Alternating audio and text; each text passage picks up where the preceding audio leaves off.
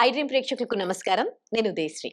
మరి సంక్రాంతి మరికొన్ని రోజుల్లో వచ్చేస్తోంది. అసలు ఈ సంక్రాంతి పండగ ఎందుకు జరుపుకుంటాం? ఇది 3 రోజుల పండగ.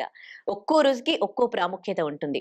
సంక్రాంతి, భోగి, కనుమ ఇలా 3 రోజుల పాటు ఉంటుంది మనకి ఈ పండగ. మరి ఈ 3 రోజుల ప్రత్యేకత ఏంటి? ఎలా జరుపుకోవాలి? అనే దానికి సంబంధించి మనకు తెలియజేయడానికి మనతో ఉన్నారు ఆధ్యాత్మికం మంథా మాధురి గారు. మాట్లాడదాం. నమస్తే అమ్మా. నమస్తే ఉదయశ్రీ.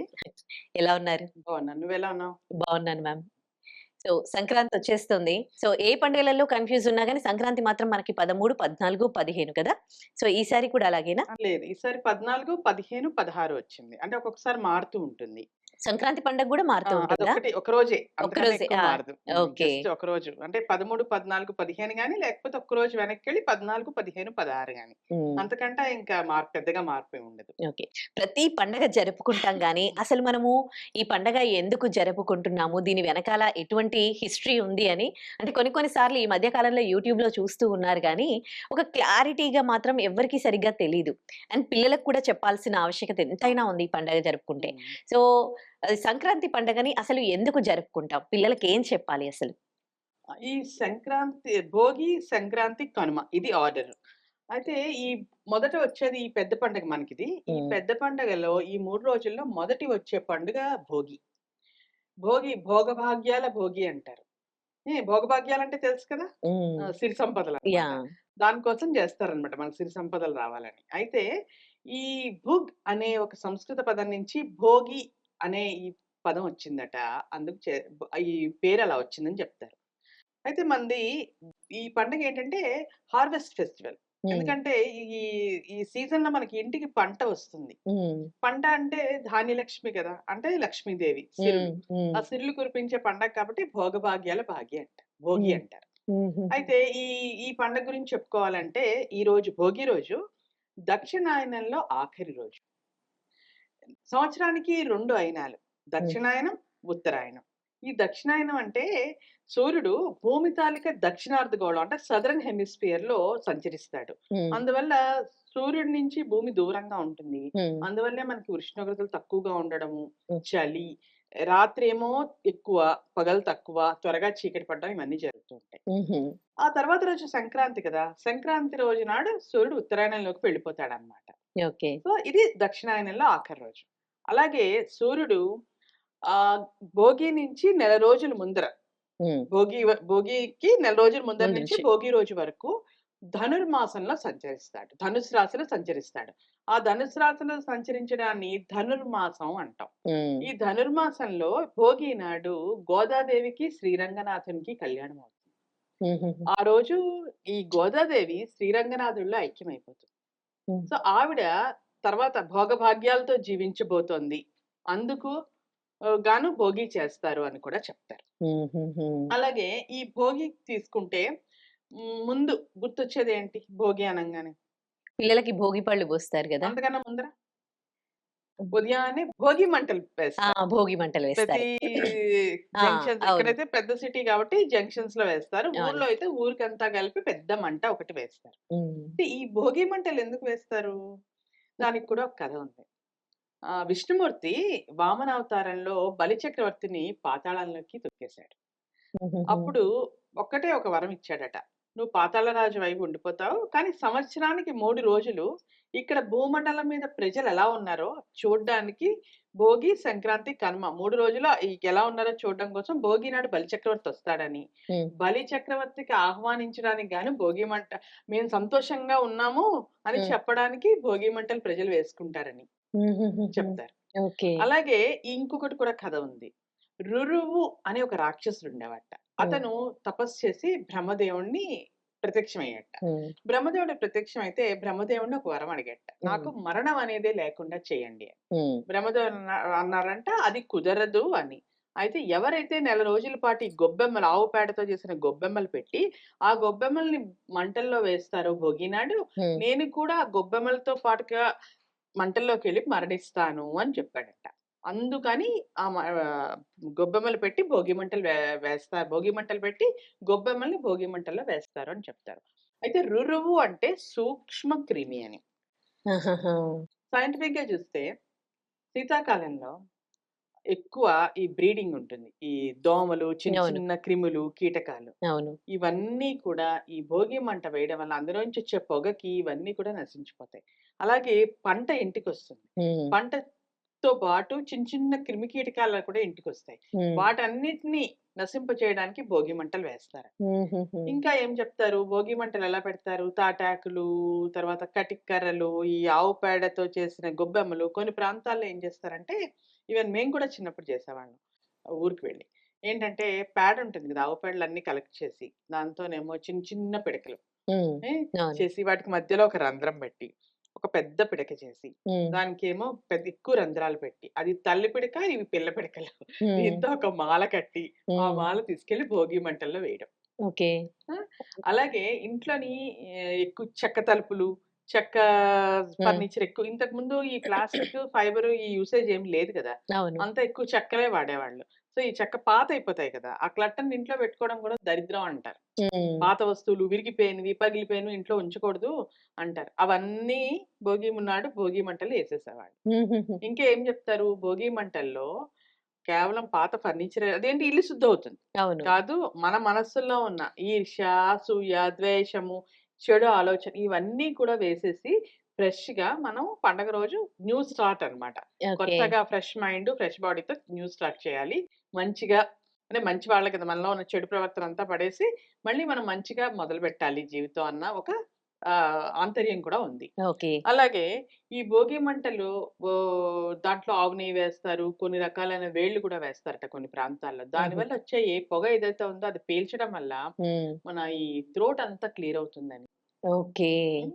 అలాగే వాతావరణం అంతా శుభ్రం పడుతుందని. హ్మ్. సో, ఇన్ని ప్రయోజనాలున్నాయి. అలాగే భోగి మంట దగ్గరికి ఉదయాన్నే మొత్తం అందరూ వెళ్లి చేరుకుంటారు. హ్మ్. అంతే సామాజిక ఐక్యతే కదా! అందరూ ఒక గ్యాదరింగ్ అది. అందరూ హ్మ్. కలుస్తారు. కలిసిన వాళ్ళు హలో, హాయ్ అని పలకరించుకుంటారు కదా!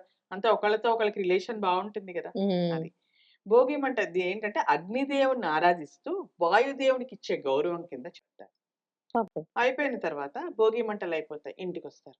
ఇంటికొచ్చి ఏం జేస్తారు? భోగి స్నానం జేస్తారు గదా! స్నానం చేస్తారు. హ్మ్. అభ్యంగన స్నానం అంటారు. ఆ స్నానం ఏంటంటే ఒంటంతటికి నువ్వుల నూనె పెట్టుకొని, తల మీద కూడా నువ్వుల నూనె రాసుకొని, కుంకుడుకాయలతో అంటే ఇప్పుడైతే షాంపూలొచ్చాయనుకో, హ్మ్. కుంకుడుకాయలతో చేస్తారు. ఆ హ్మ్. స్నానం మంగళకరమైందని, ఆరోగ్యానికి అంటే మనకి చూడు ఈ సీజన్‌లో స్కిన్ అంతా డ్రై అయిపోయి ఎలా ఉంటుంది? అవును. పొడి నువ్వు బారుతది బాగా. పొడి బారిపోతుంది. నూనె రాస్తే బావుంటుంది కదా! స్కిన్ టెక్స్చర్ స్మూత్ అవుతుంది కదా!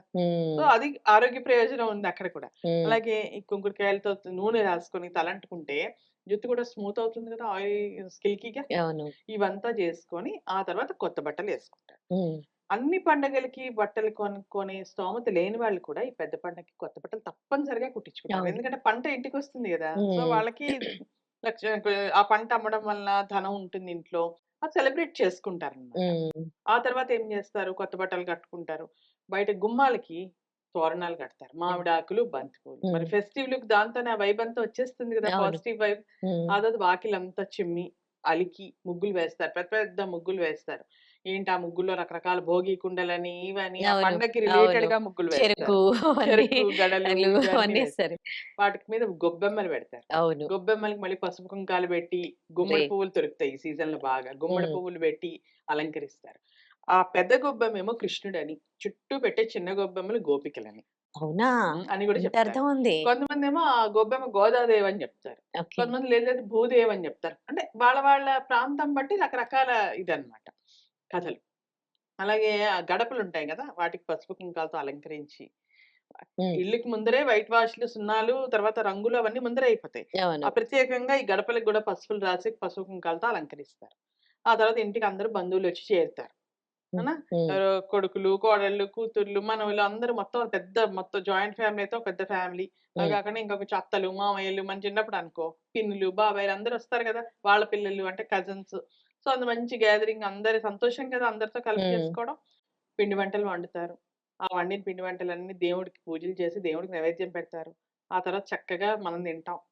అంతే కదా! అవును. బ్రహ్మాండంగా అవును. అదంతా అయిపోతుంది. హ్మ్. అయిన తర్వాత సాయంకాలం ఏం జేస్తారు, ఈ పిల్లలకి భోగి పళ్ళు పోస్తారు. హ్మ్. 5-6 మంత్స్ నుంచి ఓ 5 ఇయర్స్ ఉన్న పిల్లలకి భోగి పళ్ళు పోస్తారు. ఈ భోగి పళ్ళు ఎందుకు పోస్తారు? ఇంకోటి భోగి మంట వేయడంలో ఇంకొక ఆంతర్యం ఏంటంటే, వర్షాలు అన్నీ సకాలంలో పడి పంట చేతికొచ్చింది గదా! హ్మ్. దానికి కారణం ఎవరు? ఇంద్రుడు. సో, హ్మ్. ఇంద్రుడికి కృతజ్ఞత చెప్తూ కూడా భోగి మంటలు వేస్తారట. అది హుహుహు. కూడా ఒక హ్మ్. భోగి మంట వేయడానికి ఒక కారణం కింద చెప్తారు. ఇంకా ఏం చేస్తారంటే, ఈ పంటంతా తీసేస్తారు గదా! హ్మ్. పంటంతా చేతికొచ్చేస్తుంది. సో, పంట పొలాలన్నీ ఖాళీ ఉంటాయి కదా! ఆ ఖాళీ అయిన పంట పొలంలో ఈ సాగునీరు ఏదైతే ఉందో, అంటే మనం పంట కోసం వాడే హ్మ్. నీరు హ్మ్. ఏదైతే హ్మ్. ఉందో, అదొక్కటి అట్లా పెట్టి వదిలేస్తారు. హ్మ్. పెట్టేసి వదిలిస్తే కొంతసేపు దాన్ని భోగి ములక అంటారు. ఎందుకు అంటే, ఒకటి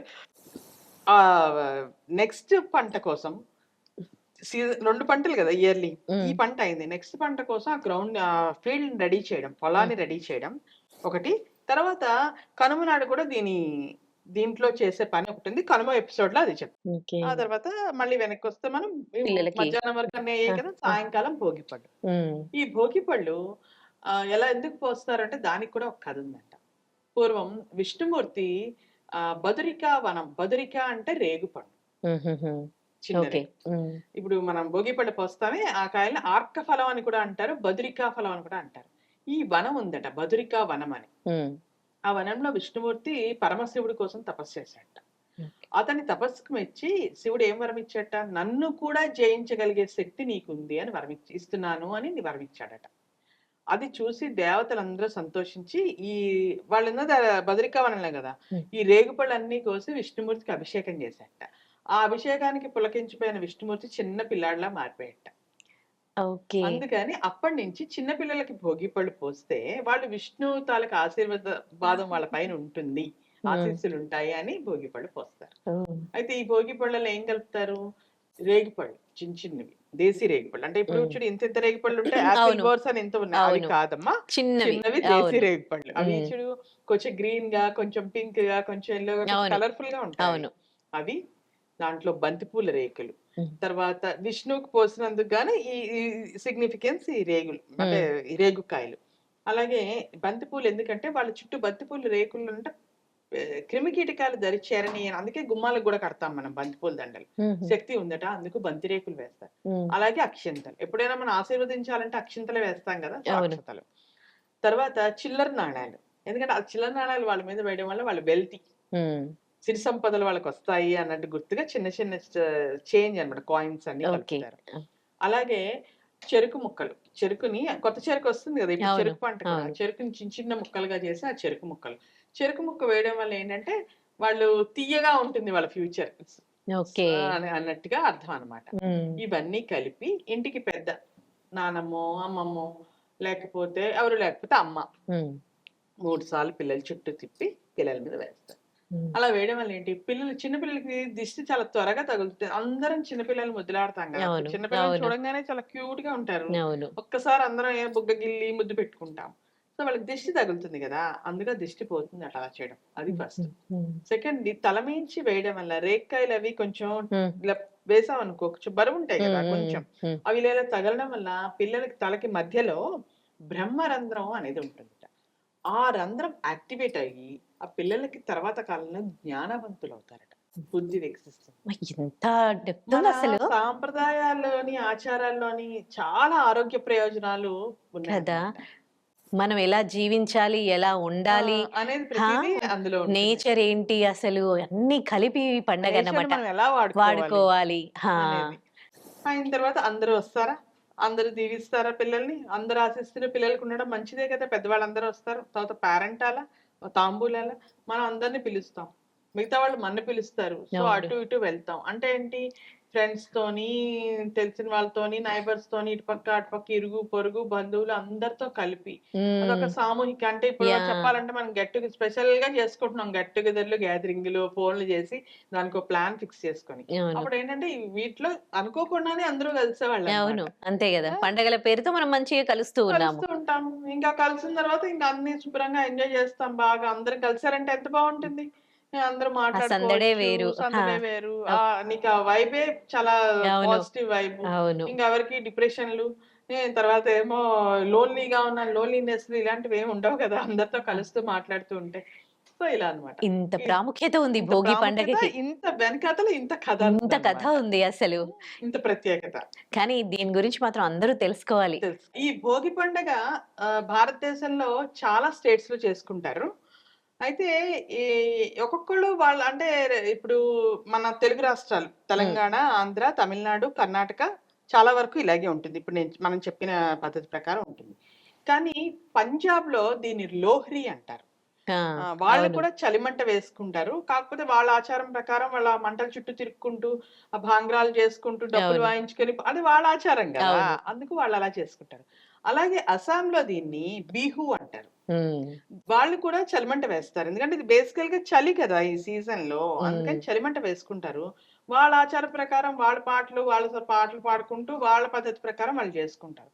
అంటే ఇదేంటంటే భారతదేశం మొత్తం పూర్తిగా కాకపోయినా చాలా రాష్ట్రాల్లో వాళ్ళ ఆచారాలు, సాంప్రదాయాలకు దగ్గరగా హ్మ్. దీన్నైతే జరుపుకుంటారు. సిమిలర్‌గా సేమ్ ఉంటాయి. కానీ కొన్ని ఉంటాయి. కొన్నైతే సేమ్ ఉంటాయి. ఉంటాయి. కొన్ని వాళ్ళ ప్రాంతీయ ఆచారాలు బట్టి మారుతూ ఉంటాయన్నమాట. కానీ దేశం అంతటా చాలా ప్రాంతాల్లో జరుపుకుంటారు. చాలా ప్రాముఖ్యత ఉన్న పండగిది. ప్రాముఖ్యత ఉన్న పండుగ. ఇదయిపోయిన తర్వాత ఇంటికొస్తాము. హ్మ్. మళ్ళీ ఇమ్మీడియేట్‌గా నెక్స్ట్ డే ఇంకొక పండగ ఉంది కదా! అవును. దానికోసం ప్రిపరేషన్ అన్నమాట. భోగి ఇంకా తర్వాత సంక్రాంతి. సంక్రాంతి. మరి సంక్రాంతికి ఎలాంటి విశిష్టత ఉంది? దీని వెనకాల ఎలాంటి పురాణాలున్నాయి చెప్తారా? తప్పకుండా. ఇప్పుడు భోగభాగ్యాల భోగి అనుకున్నాం. హ్మ్. సంక్రాంతి సిరి సంపదలనిచ్చే సంక్రాంతి అంటారు. ఎందుకంటే నిన్నే చెప్పుకున్నాం గదా! పంటంతా చేతికొస్తుందని. హ్మ్. అంటే ధాన్యలక్ష్మి కదా!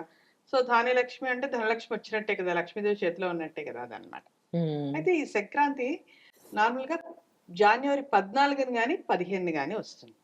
చెప్పాను కదా! నిన్ననే హ్మ్. జస్ట్ ఒక రోజే తేడా ఉంటదని. ఆ! ఈసారి జాన్యువరి 15 వచ్చింది. హ్మ్. అయితే దీని తాలూకా విశిష్టత ఏంటంటే, ఈ సంక్రాంతి నాడు సంక్రమణం అంటే పొందడం అని అర్థం. అలాగే సంక్రాంతి అంటే నూతన కాంతి అని హ్మ్. అర్థం. ఇంకా చెప్పాలంటే సంక్రమణం అంటే సూర్యుడు ఒక రాశిలోంచి వేరే రాశిలోకొస్తాడు గదా!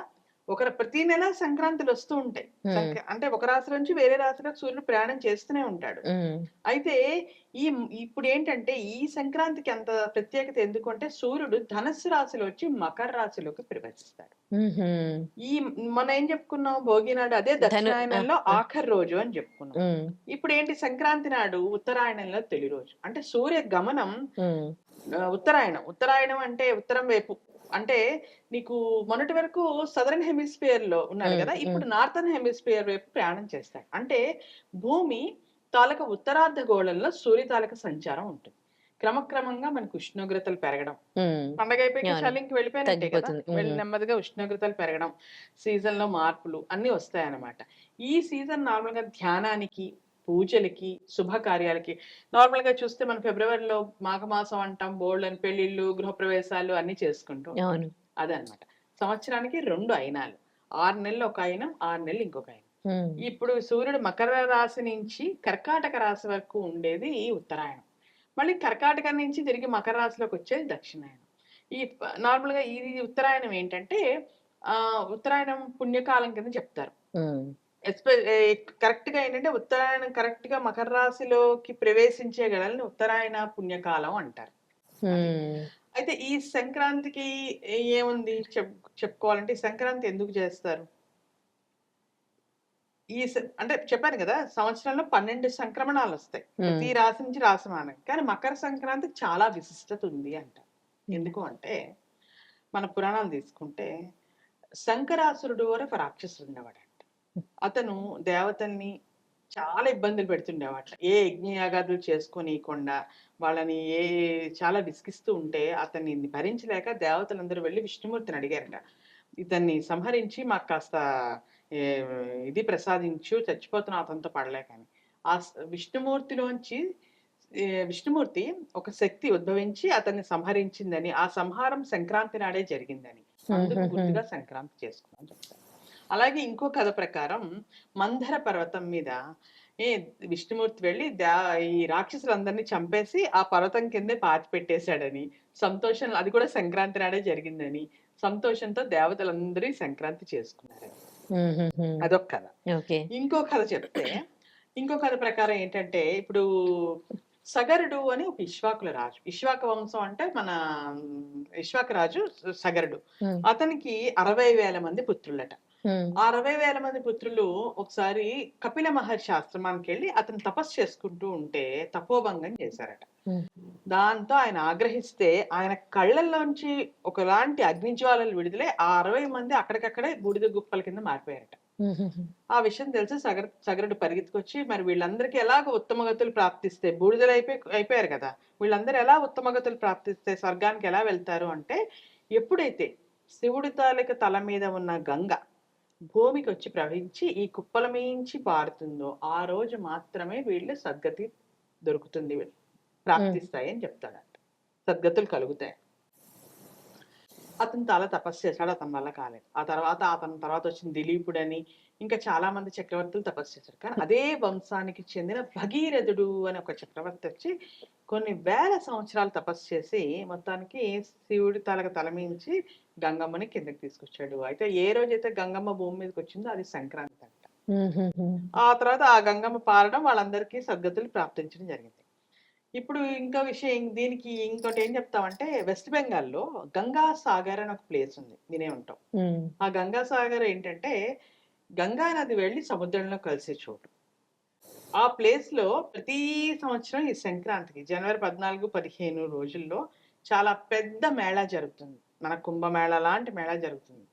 ఎందుకంటే సంక్రాంతి నాడు నదీ స్థానాలు, సముద్ర స్థానాలు, త్రివేణి సంగమం, లేకపోతే కుంభమేళ, లేకపోతే గంగాసాగర్ల స్థానం విశిష్టమైన ఫలితాలను ఇస్తాయని చెప్తారు. ఉమ్, అయితే అదే రోజు గంగ మరి భూమి మీదకి అవతరించిన రోజు కదా, గంగ వెళ్ళి సముద్రంలో అక్కడ కలుస్తుంది. అందుకని ఆ గంగాసాగర్ లో మీడియా కవరేజ్ కూడా చాలానే ఉంటుంది. ఉమ్, విపరీతంగా చేస్తారు, అంటే చాలా పెద్ద ఎత్తున ఉత్సవం చేస్తారనమాట.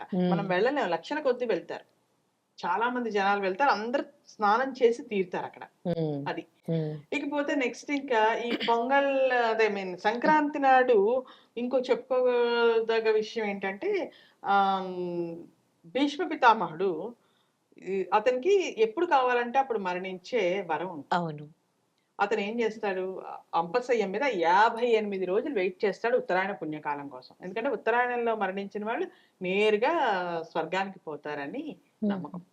అందుకని అతను ఉత్తరాయణ కాలం కోసం వేచి ఉన్నాడట 58 రోజులు అంపశయ్య మీద. ఆ తర్వాత ఇంకా ఏం చెప్తారు, ఈ సూర్య భగవానుడు ఉన్నాడు కదా, నార్మల్ గా సంక్రాంతి నాడు సూర్య ఆరాధన ముఖ్యం. ఉమ్, ప్రధానమైన సూర్యారాధన. సూర్యుడు తన కుమారుడైన శని ఇంటికి వెళ్ళాడని, ఉమ్, సూర్యుడికి శనికి కొంచెం పడదు. పడదు, అవును. అందువల్ల సూర్యుడు శని ఇంటికి వెళ్ళాడని, అందువల్ల బంధాలకి ప్రాముఖ్యత ఇచ్చే పండగ ఈ పండగ అని చెప్తారు. ఓకే. ఉహు, ఆ తర్వాత ఇంకా ఏం చెప్తారు, తర్వాత ఇంకా కథ ఏం చెప్తారు, ఇప్పుడు చూడు, ఈ మంది బేసికల్ గా ఈ వ్యవసాయ ఆధారిత దేశం. అవును. ఈ పండగ కూడా ఈ పాడి పంటలకు సంబంధించి అంటే హార్వెస్ట్ ఫెస్టివల్ సంబంధించిన పండుగ. ఈ రోజు నాడు సంక్రమణం నాడు పంట ఇంటికి వచ్చిన కొత్త బియ్యం, ఆవు పాలు, తర్వాత కొత్త బెల్లం, తర్వాత అన్ని వేసి ఆవు నెయ్యి వేసి ఆరు బయట సూర్యుడికి ఎదురుగా ఈ మన ఆవు పేడతో చేసిన పిడకలు ఉంటాయి కదా, పిడకల మీద పాయసం వండుతారు, పరమాన్నం వండుతారు. దాన్ని పొంగల్ అంటారు. అందుకే మనం సంక్రాంతికి విష్ చేస్తున్నప్పుడు పొంగల్ అని విష్ చేస్తుంటాం, హ్యాపీ పొంగల్ అని. అవును. అలా వచ్చి పొంగల్ ఇవన్నీ నైవేద్యం పెడతారు సూర్యుడికి. అందుకని ఈ పండగకి కూడా పొంగల్ అనే దీంతో సంబోధిస్తూ ఉంటారు అనమాట సంక్రాంతి పండుగను కూడా. ఉమ్, అయితే ఈ ఆ రోజు సూర్యారాధన విశేషమైన ఫలితాలను ఇస్తుందని కూడా చెప్తారు. ఓకే. ఇంకా సంక్రాంతి అంటే గుర్తొచ్చేది ఏంటి, ఈ ఒక నువ్వులు గాని పొద్దున నువ్వులతో స్నానాలు చేస్తారు కదా, ఆ నువ్వులు ఎందుకు పెట్టుకుంటారు? కొంతమంది ఏంటంటే ఈ పండగని తర్వాత వద్దాం అక్కడికి. ఓకే. నెక్స్ట్ తర్వాత నీకు సంక్రాంతి అంటే గుర్తొచ్చేది ఇంకోటి ఏముంది, హరిదాసు. హరిదాసులు. తెలుసా? ఆ ఆ, తిరునామం పెట్టుకొని చిడతలు పట్టుకొని ఉమ్, పైన ఒక పాత్ర పెట్టుకొని ఆ అవును. పాత్రని అక్షయ పాత్ర అంటారు. అది భూమికి సంకేతం అంటారు. భూమిలాగే ఉంటుంది, గుండ్రంగా ఉండి దానిపైన ఇలా గీతలు గీతలు ఉంటాయి. మన లాటిట్యూడ్స్ లాంగిట్యూడ్స్ గీస్తే భూమి ఎలా ఉంటుందో అలా ఉంటుంది ఆ పాత్ర. ఆ పాత్ర తలమే పెట్టుకొని ఇంటింటికి వస్తారు. వాళ్ళు అక్కడ వస్తున్నారని తెలిస్తే వీళ్ళు ఇక్కడ బియ్యమో ఏదో కానుకలో పెట్టుకొని ఉంటారు. ఆ పాత్రలో బియ్యమో ఆ కానుకలు వేస్తారు. అతన్ని సాక్షాత్ విష్ణు స్వరూపుడిగా భావిస్తారు. ఆల్రెడీ లక్ష్మీదేవి ఇంటికి వచ్చేసింది పంట రూపంలో. హరిదాస్ కాలు పెడితే విష్ణుమూర్తి వచ్చినట్టు. ఇంకా ఎందుకని అతను ఆ పాత్ర తన ఇంటి దగ్గర తల మీద పెట్టుకుంటాడు. మళ్ళీ ఇంటికి వెళ్ళాకే దించుతాడు. అది హ్మ్. భూమిలాగా అక్షయ పాత్ర అన్నమాట. భూమికి సంకేతం అని చెప్తారు. అతను మనం వెయ్యాలంటే భిక్ష అతను వంగి తీసుకుంటాడే తప్ప పాత్రని కింద పెట్టడు. హ్మ్. హ్మ్. ఎవరింట్లో అయితే మనం లేదని పంపించినా, లేకపోతే అతను మన ఇంటికి రాకపోయినా, ఆ హ్మ్. ఇంటికి అరిష్టం అంటారు. దేవుడు మననేమో నెగ్లెక్ట్ చేస్తాడు, ఇగ్నోర్ చేస్తాడంట. దేవుడు హుహు. మీకు మన మీద కృప లేదు అనుకుంటారు. హుహు. ఆ తర్వాత ఇంకా ఏం గుర్తొస్తుంది సంక్రాంతి అంటే? వంటలు అవన్నీ చేసుకుంటూ పిండి అది ఎలాగో వంటలు. రెగ్యులర్ ఆ! గంగిరెద్దులు. ఆ! డూడు గంగిరెద్దు. బసవన్నలు అవును. ఆడిస్తారు గదా! ఆ! ఆ బసవన్నలు, గంగిరెద్దులని ఆడించాం. హ్మ్. దానికి కూడా ఒక కథ ఉంది. పూర్వం గజాసురుడు అని ఒక రాజు ఉండేవాడంట. రాక్షస రాజు. హ్మ్. అతను శివుడు పాపం చాలా త్వరగా లొంగిపోతాడు కదా! భక్తశీలుడు. ఎవరన్నా కాస్త హ్మ్. ఏమాత్రం ఇది దేహి అనంటే చాలు ఆయన. ఇచ్చేస్తాడు. ఆ! ఏదో అంటారు గదా! ఆ! చిటికెడు బూడిదేసి చెంబుడు నీళ్లు పోస్తే చాలు శివుడికి ప్రసన్నం అయిపోతాడని. ఆ శివుడు ఏం జేశాడు? ఆ శివుడిని తపస్సు చేసి "నువ్వెప్పుడు నాతోనే ఉండాలి. కాబట్టి వచ్చి నా పక్కలో కూర్చో" అన్నట్ట. హ్మ్. శివుడు అట్లాగే ఎళ్ళిపోయి ఆయన పక్కలో కూర్చున్నాడు. దేవతలు వీళ్ళందరూ వచ్చారు, వెతికారు 3 లోకాల్లో ఎక్కడా కనపడలేదు. తర్వాత ఎలాగో చూస్తే తెలిసింది వాళ్ళకి గజాసురుడు పొట్టలో ఉన్నాడని. హ్మ్. అతన్ని బయటికెలా రప్పించాలి?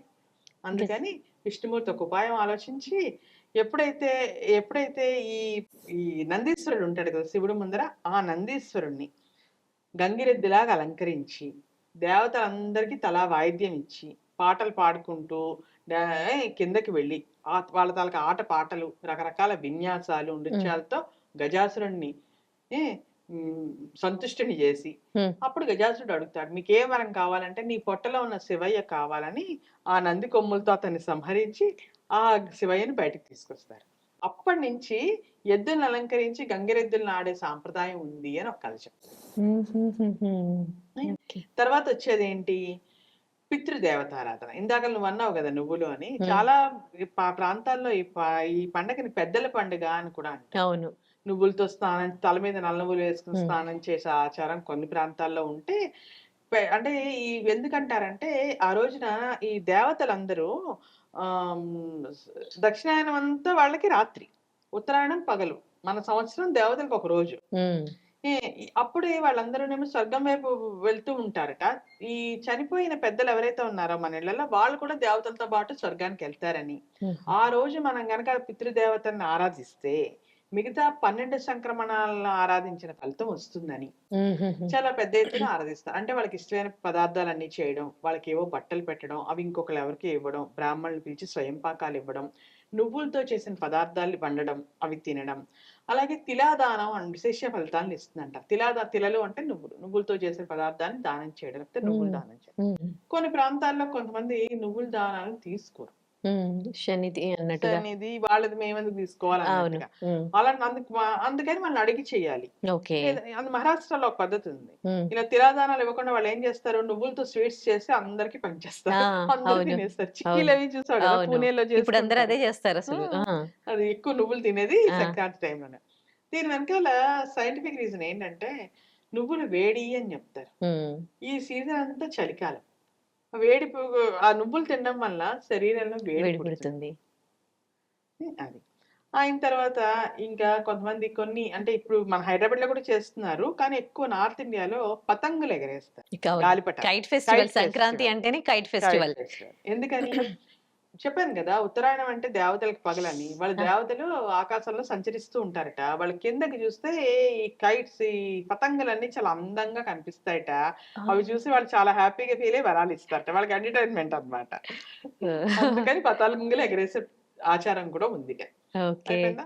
ఇంకేముంది నువ్వు చెప్పినట్టు కో రకరకాల పిండి వంటలు, హ్మ్. అరిసెలు. అరిసెలలో కూడా మళ్ళీ నువ్వులెక్కువ వేస్తారు. అవును. ఎందుకంటే ఈ ఆ! వేడి శరీరంలో వేడి పుట్టడానికని. అరిసెలు ప్రత్యేకంగా అరిసెలు చేస్తారు హ్మ్. సంక్రాంతి అంటే. అవును. ఇంకా రకరకాల పిండి వంటలు, ఇంకా పితృదేవతారాధన, ఇష్టదైవారాధన, పూజలు, కొత్త బట్టలు ఇవన్నీ కామనే గదా! తర్వాత కొత్త ఇంట్లో అందరూ బంధువులు. ముఖ్యంగా ఈ సంక్రాంతికి కూతురు, అల్లుడు, కొత్త అల్లుళ్ళు మరీ ప్రత్యేకంగా హ్మ్. వస్తారు.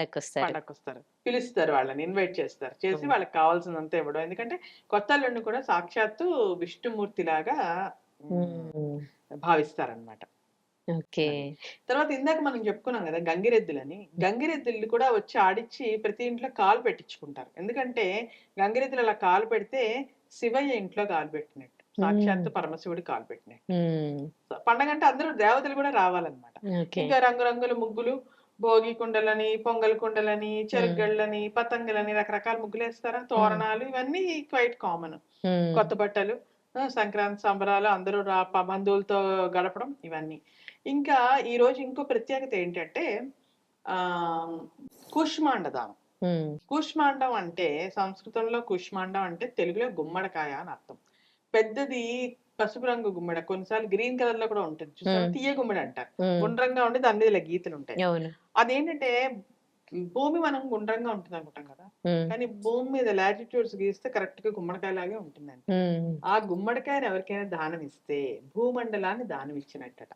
ఉమ్, అందుకని భూ కుష్మాండ కూష్మాండ దానం దానం. విశేషమైన ఫలితాన్ని ఇస్తుంది అని చెప్తారు బాబా, ఎన్ని కదా. ప్రాముఖ్యతలు ఉన్నాయి అసలు దీని కొన్ని కొన్ని వెనకాల. ప్రాంతాల్లో ఈ సంక్రాంతికి బొమ్మల కొలువు కూడా పెడతారు. బొమ్మల ఆ, కొలువులు, కోడి పందాలు.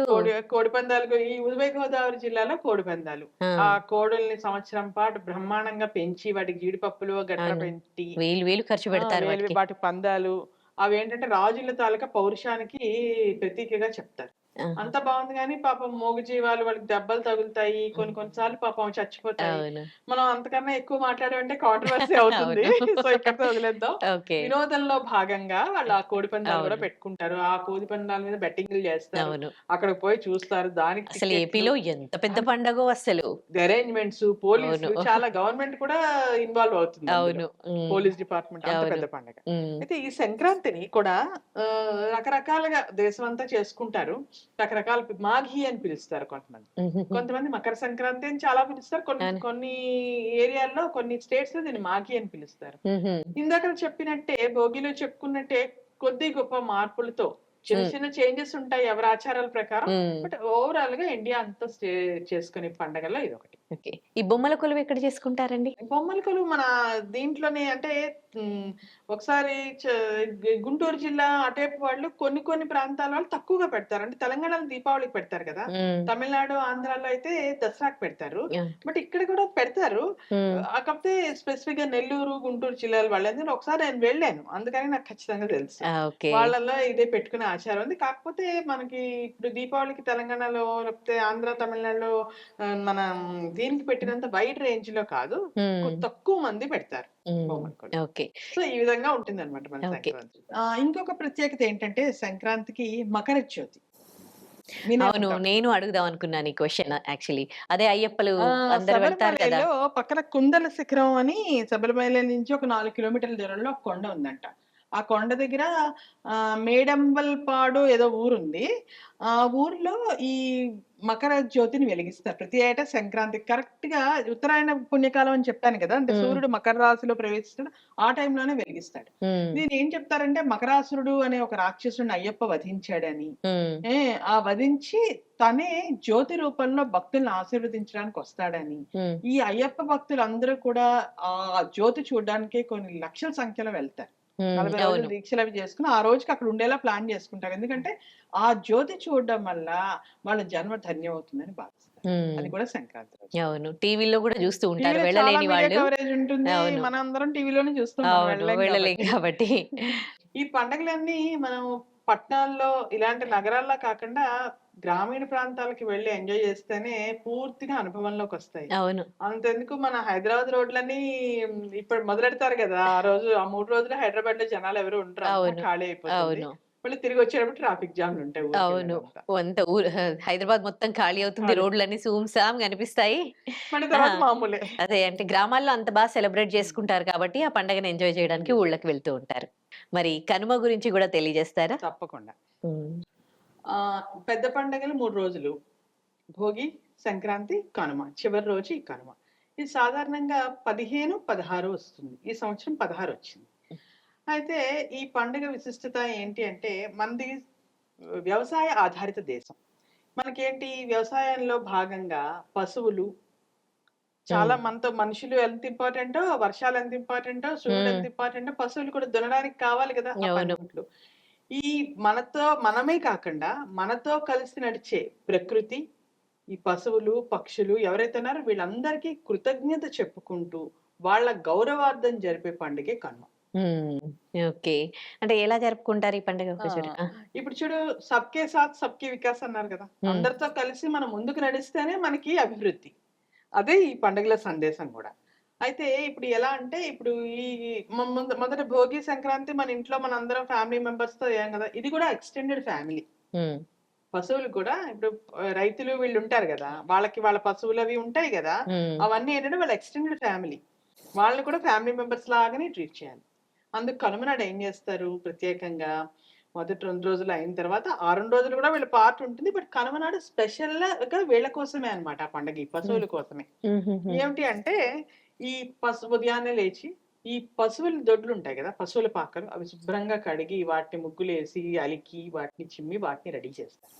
తర్వాత ఈ పశువులకి ఉప్పు చెక్క అనేది తినిపిస్తారు. అదేంటంటే రకరకాల వనమూలికలతో చేసిన ఒక పదార్థం. దానివల్ల అది తినడం వల్ల ఈ పశువులకి ఏమవుతుందంటే సంవత్సరం పాటు ఎటువంటి అనారోగ్యాలు రావు. అంటే హుహుహు. ఇమ్యూనిటీ బూస్టర్ అనుకోవచ్చు. హుహు. ఉప్పు చెక్క. ఉప్పు చెక్క అంటారు దాన్ని. అది హుహు. రకరకాల వనమూలికలతో అంటే దానికి కూడా ఏదో మెడిసినల్ వాల్యూస్ ఉంటాయి. హ్మ్. అది తినిపిస్తారు. తినిపించిన తర్వాత ఈ పశువులన్నిటిని చెరువుకి తోలుకెళ్తారు. అక్కడ శుభ్రంగా రుద్ది, కడిగి స్నానాలు చేయిస్తారు. ఇంటికి తీసుకొస్తారు. తీసుకొచ్చి వాటికి పసుపు కుంకాలు పెట్టి, కొమ్ములకి రంగులు వేసి, కుచ్చులు కట్టి, పూసలు, పువ్వులు ఇలాంటివన్నీ పెట్టి వాళ్ళు అలంకరిస్తారు. హుహుహు. అవునా? వాటిని అలంకరించి ఆ తర్వాత పనిముట్లుంటాయి. అంటే పలుగు, పార, నాగలి ఇలాంటివన్నీ ఉంటాయి కదా! తవ్వడానికి అవి. హ్మ్. అవును. అవన్నిటిని కూడా కడిగి వాటికి కూడా పసుపు, కుంకాలు పెట్టి వాటిని అలంకరిస్తారు. అలంకరించి వాటికి పూజ చేస్తారు. పూజ చేసి పొంగలి వండి మళ్ళీ హ్మ్. పొంగలని కొన్ని ప్రాంతాల్లో అంటారు. పులగం అని కొన్ని ప్రాంతాల్లో అంటారు. అవును. దాన్ని హ్మ్. వండి ఈ పశువులకి తినిపించి అరటిపళ్ళు పెట్టి రెగ్యులర్‌గా వాళ్ళకి పెట్టే దానా ఉంటుంది కదా! గడ్డి, గాదర, కుడిసి అవన్నీ కూడా పెడతారు. పెట్టి అలాగే మనం భోగి నాడు భోగి ములక అని చెప్పుకున్నాం. ఒక ప్లేస్‌లో నీళ్లొదిలేసి నెక్స్ట్ పంటకి అవును. రెడీ చేశారు. అవును. అక్కడికి కూడా ఈ పొంగల్ని తీసుకెళ్ళి పసుపు, కుంకాలు జల్లి, ఆ పొంగల్ని జల్లి నైవేద్యం పెట్టి భూమాతకు కూడా కృతజ్ఞత చెప్తారు. అంటే హ్మ్. ఇప్పుడు మనం చెప్పాలంటే థాంక్స్ గివింగ్‌లా అనుకో. హ్మ్. Kind of thanks giving. అదే. ఏ యూనివర్స్ అదే ఎ నేచరు, అవును. నేచర్‌లో ఉండే అన్నీ కలిపి యూనివర్స్‌కి థాంక్స్ థాంక్స్ చెప్పుకుంటాం. చెప్పుకోవడం. ఎందుకంటే వాళ్ళ అభివృద్ధికి ఇది కూడా కారణం కదా! హ్మ్. పశువులు పని చేయకపోతే వాళ్ళ పంట సరిగ్గా వచ్చుండేది కాదు కదా! అవును. అందుకని. అంటే ప్రకృతిలో మనం కూడా మమేకం అవుతాం అన్నమాట. అది వేరు కాదు. మనం కూడా వాటితో హ్మ్. కలిపి పార్ట్ ఆఫ్ దట్ అని చెప్పడం అన్నమాట. అవునా? అయితే ఇవన్నీ జేస్తారు గదా! ఈ ఇలా చేయడానికి కూడా పురాణంలో ఒక కథ ఉంది. ఏంటంటే శ్రీకృష్ణుడు హ్మ్. ఒకసారి ఏమన్నాడంట వర్షాలు పడ్డాన్ని నార్మల్‌గా ఇంద్రుడిని పూజిస్తారు. అలా కాదు మనతో పాటు ఉన్న పశువులు, గోవులు తర్వాత వీటన్నిటిని పూజ చేద్దాము. హ్మ్. అలా చేస్తే ఇవి కూడా మనతో కలిసి పనిచేస్తున్నాయి కదా! వాటి గౌరవార్థం వాటికి పూజ చేద్దాము అని వాటికి పూజ చేస్తే ఇంద్రుడికి కోపం వచ్చిందట. కోపం వచ్చి బీభత్సమైన అతివృష్టిని సృష్టించాడట. హ్మ్. అంటే రాళ్ళ వర్షంలాగా వర్షము, గాలి అన్నీ ఎగిరిపోయాయి. అప్పుడు శ్రీకృష్ణుడు ఏం చేశాడట, చిటికెన వేలుతో గోవర్ధనగిరిని ఎత్తేసాడట. అవును. అందరూ వెళ్లి దాని కింద దాక్కున్నారట. హ్మ్. అప్పుడు ఇంద్రుడికి అర్థమైందట. పశ్చాత్తాపపడి తప్పు చేశానని వచ్చి ఇంద్రుడు శరణు వేడింట. హుహుహు. అందుకు అప్పటినుంచి పశువుల్ని కూడా ఆరాధించడం అనేది మొదలైంది అని చెప్తారు. అలాగే ఇంకొక జానపద కథ ఉంది. ఫోక్ హ్మ్. స్టోరీ అన్నమాట. ఏంటంటే ఒక ప్రాంతంలో కాటమరాజు అని ఒక యాదవుల రాజు ఉండేవాట. అతను ఈ మందలంతటిని అతనికి ఆవులు, గేదెలు అన్నీ ఉండేవి. హ్మ్. ఒకసారి తీవ్రమైన కరువు కాటకాలొచ్చాయట ఆ ప్రాంతంలో. పాపం ఆ పశువులు తిండి లేకుండా ఎండిపోతుంటే అతను చూడలేక వేరే ప్రాంతానికి పట్టుకెళ్ళి అక్కడ మేపేట పశువులు. హ్మ్. ఆ విషయం తెలిసి ఆ రాజుకి కోపం వచ్చిందంట. నా పర్మిషన్ లేకుండా వచ్చి నీ అలమందల్ని నా దగ్గర ఎలా మేపుతావు అని ఏం చేశాడు, ఈ కాటమరాజుని చంపేశాట. అప్పటినుంచి కొన్ని ప్రాంతాల్లో కాటమరాజు విగ్రహం ఉంటుందంట. ఈ నైవేద్యం ఏదైతే చేస్తారో ముందు కాటమరాజుకి పెట్టి తర్వాత పశువులకి పెడతారట. అంటే హుహుహు. పశువుల కోసం అంతలాగా హ్మ్. ఆయన చేశాడు అని. ఇష్టపడ్డారు. హ్మ్. అవునా? ఆయన తర్వాత ఇంకా ఈ కనుమ తాలూకా ఆ రోజంతా ఈ పశువులకి రెస్ట్. హ్మ్. మనం మన కొత్త బట్టలన్నీ వేసుకొని మనమంతా ఎంజాయ్ చేసాం గదా! అలాగే హ్మ్. పాపం ఆ పశువులకి కూడా రెస్ట్ అన్నమాట రెస్ట్ ఆ రోజు. ఇస్తారు. అవి గూడా వాటికేమి పంట పనేమి ఉండదు కదా! శుభ్రంగా కడిగి స్నానాలు చేయించి వాటికి బొట్లు, పువ్వులు అన్నీ పెట్టి వాటిని ఈ తినుబండారాలన్నీ పెట్టి అంటే ఈ ఆహార పదార్థాలన్నీ పెట్టి గడ్డి, గాదర, అరటిపళ్ళు లేకపోతే మనం చేసుకునే వస్తువులు కొన్ని పొంగలి ఇవన్నీ పెట్టి వాటి సాలల్లో ఉంచుతారు. అయిపోయిందా? ఇంక కనుమ నాడు ముఖ్యమైనది ఏమిటి అంటే కనుమ స్నానం. హ్మ్. తప్పనిసరిగా కనుమ స్నానం చేయాలి. అదేంటి రేగిపళ్ళు ఉంటాయి కదా! రేగికాయలు. ఆ హ్మ్. రేగికాయని తల మీద పెట్టుకొని, "కాకి నీ రూపు నువ్వు తీసుకొని నా రూపు నాకిచ్చెయి" అంటారు. ఎందుకంటే ఈ వింటర్‌లో చెప్పుకున్నాం గదా! మనం స్కిన్ స్కిన్ అది ఆ! పాడైపోయి డార్క్ కూడా నల్లగయిపోతావు. అయిపోతాం మనం. అవును. అదంతా ఇంకా నెక్స్ట్ రాబోయే కాలం నుంచి చలి తగ్గుతుంది గదా! సో, స్కిన్ బావుంటుంది. మళ్ళీ మనకు తిరిగి మన ఒరిజినల్ కలర్ మనకొస్తుంది. కాంప్లెక్షన్ వస్తుంది అన్నట్టుగా ఆ పని జేస్తారు. అలాగే ఇంకో సామెత కూడా చెప్తారు.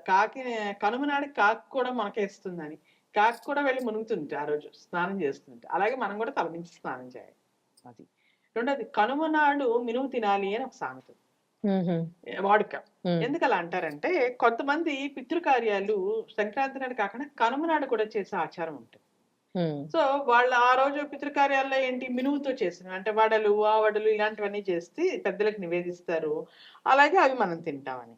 ఇంకొక కారణం ఏంటి అంటే, ఈ నాన్ వెజిటేరియన్స్ అందరూ కూడా పండగ 2 రోజులు మనకి ప్యూర్ వెజ్ తిన్నారు కదా! సో, వాళ్ళు నాన్ వెజ్ తింటారు. అవును. నాన్ వెజ్ ఏంటి రిచ్ ఇన్ ప్రోటీన్. హ్మ్.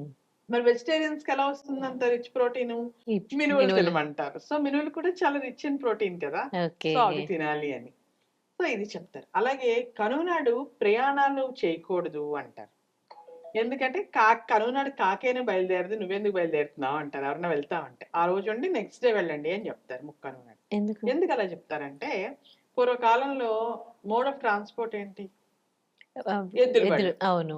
మరి ఆ రోజు ఎద్దులకి వాటికి రెస్ట్ రెస్ట్ గదా! ఇచ్చాం కదా! అవును. మళ్ళీ వాటిని పాపం ఆ రోజు ప్రయాణం చేయమనడం ఎంతవరకు కరెక్టు? హ్మ్. అందుకని అప్పటినుంచి ఇది వాడుకొచ్చి ఇవాళ మనం కారుల్లో వెళ్ళినా, ఫ్లైట్‌లో వెళ్ళినా ఈరోజు ప్రయాణాలొద్దు అని చెప్తున్నాం గానీ, యాక్చువల్‌గా కారణం అది. ప్రయాణాలొద్దు. ఒకవేళ ప్రయాణం చేస్తే ఆటంకాలొస్తాయి అని. ఇంకా చూసుకుంటే ఈ 2 రోజులు పండగలతో అలసిపోయారు గదా! పెద్దవాళ్ళందరూ. వాళ్ళు కాస్త రిలాక్స్ అయ్యి, అవును. వీళ్ళు కూడా ఆ రోజు కూడా వీళ్ళున్నారనుకో ఊర్లో, అందరూ కలిసి కాస్త లీజర్‌గా టైమ్ స్పెండ్ చేయొచ్చు కదా! అవును. ఎస్పెషల్లీ లేడీస్ వాళ్ళు వంటల్లో బిజీగా ఉంటారు. వాళ్ళు వీళ్ళతో స్పెండ్ చేయడానికి ఉండదు గదా! ఈ రోజు కాస్త రిలాక్స్‌డ్‌గా అందరితో స్పెండ్ చేయొచ్చని. హ్మ్. అది కూడా ఒక కారణం కావచ్చు. ఏం ఏంటి ముఖ్యంగా పండగ అంటే ఏంటంటే, ఫ్యామిలీతో జరుపుకోవడం, బంధువులు ఇవన్నీ అంటే సామాజిక ఐక్యత. హ్మ్. అంటే సోషల్ ఇంటిగ్రిటీ. ఇరుగు పొరుగు వాళ్ళతో అందరూ కలవడం. ఎప్పుడు లోన్‌లీగా ఒకళ్ళు కూర్చొని అవును. చేసుకునేది గాదు. అంటే మనం అక్కడికి పల్లెటూర్లకి వెళ్ళలేక మన ఇంటికి ఎవరు రాక టీవీ పెట్టి 3 రోజులు హాలిడే మోడ్‌లో జరుపుకుంటున్నాం గానీ ఇప్పుడు అవును. యాక్చువల్‌గా పండగంటే ఇదనమాట. ఆ! ఇంకా కనుమ పండగకి ఇంకొక విశిష్టత ఏమిటి అంటే కోనసీమ ఏరియాలో రాజమండ్రికి దగ్గరలో అమలాపురం అని ఉంది. అమలాపురం దగ్గర జగ్గయ్య తోట అని ఉంది. ఆ చుట్టుపక్కల 11 గ్రామాలు. అక్కడ ప్రభల తీర్థం అని చేస్తారు. హుహు. మీడియా కవరేజ్ కూడా ఉంటుంది. అవును. విన్నాను. 400 సంవత్సరాల చరిత్ర ఉంది ఆ తీర్థానికి. ఏమిటంటే దాని ప్రత్యేకత ఈ జగ్గయ్య తోట అని చెప్పాను గదా! అక్కడ గుడి హ్మ్. గోపురం ఏం లేదు. ఒక చిన్న తోట లాంటిది. దాని చుట్టుపక్కల 11 గ్రామాల్లో ఏకాదశ రుద్రులు. ఏకాదశ అంటే 11. ఏక అంటే 1, దశ అంటే 10. హ్మ్. రుద్రులు అంటే శివరూపాలు. ఈ శివరూపాలన్నిటిని ఊరేగిస్తారు. అక్కడ ఆ తోటలోకి తీసుకొస్తారు. ఎలా ఊరేగిస్తారు?